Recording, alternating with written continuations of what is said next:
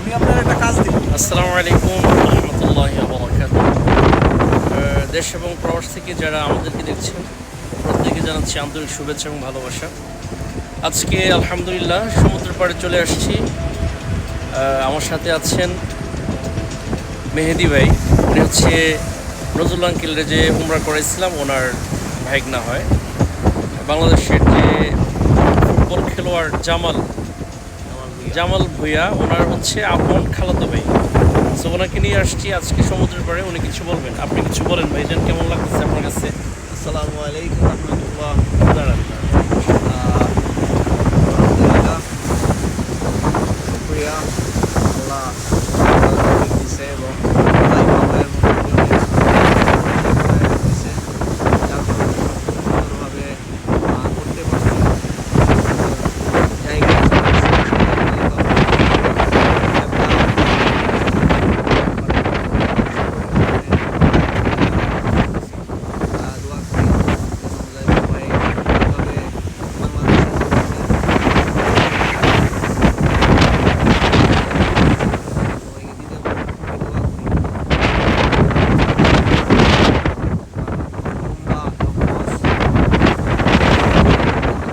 এভাবে সকল মুসলিম ভাই যেন আমার ঘর দেখতে পারে, এই হেদায়েত যেন আল্লাহ আমাদেরকে করে এবং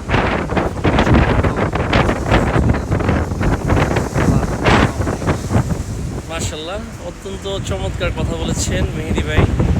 আসলে আজকের যে জেদ্দা আরব সাগর খুবই উত্তাল। দেখেন ঢেউ আসছে, বড় বড় ঢেউ।